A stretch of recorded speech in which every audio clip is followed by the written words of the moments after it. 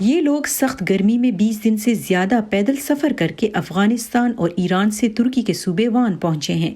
یہ ان ہزاروں افغان باشندوں میں شامل ہیں جو حال ہی میں افغان حکومت اور طالبان کے درمیان مسلح تصادم کے واقعات میں اضافے کی وجہ سے اپنا ملک چھوڑنے پر مجبور ہوئے ہیں۔ ہم راتیں باہر پہاڑوں میں گزارتے ہیں اور دن میں ہمیں کھانے اور پانی کے بغیر تپتے سورج کے نیچے چلنا پڑتا ہے۔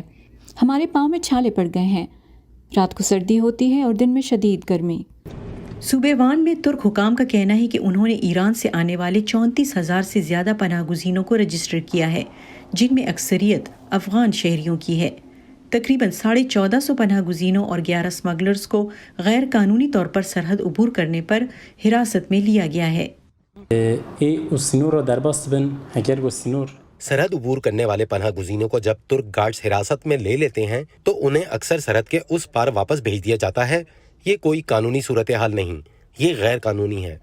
ایک بار جو لوگ سرحد عبور کر کے ترکی میں داخل ہو جاتے ہیں تو انہیں پکڑنے والے پولیس یا قانون نافذ کرنے والے اداروں کے اہلکاروں کے لیے لازمی ہے کہ وہ ان کی شناخت اور فنگر پرنٹس لینے جیسی کاروائیاں مکمل کرنے کے بعد سسٹم میں ان کا اندراج کریں۔ اسمگلر اکثر ان افغان شہریوں کو رات کی تاریکی میں پاکستان کے صوبے بلوچستان کے خطرناک راستوں سے ایران اور پھر ترکی میں داخل ہونے میں مدد کرتے ہیں۔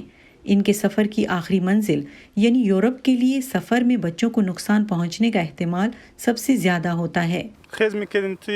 ہم پوری رات یہ جانے بغیر چلتے رہے کہ ہم کہاں جا رہے ہیں۔ ہم صحرا اور سڑکوں سے گزرے، آوارہ کتے ہمارا پیچھا کر رہے تھے، بچے واقعی سہم گئے۔ پیچھا کرنے والے کتے بچوں کے بہت ہی قریب تھے۔ ہم ایک مسجد میں جا کر 2 گھنٹے سو گئے اور پھر سفر شروع کر دیا۔ دنیا بھر میں تقریباً 30 لاکھ پناہ گزینوں اور سیاسی پناہ کے متلاشیوں کا تعلق افغانستان سے ہے۔ انٹرنیشنل آرگنائزیشن فار مائیگریشن کے ایک اندازے کے مطابق مئی کے بعد سے جب بین الاقوامی افواج نے افغانستان سے انخلا شروع کیا اور طالبان نے اپنے حملوں میں اضافہ کیا تو غیر قانونی طور پر سرحد عبور کرنے والے افغان باشندوں کی تعداد میں 30 سے 40% اضافہ ہوا ہے۔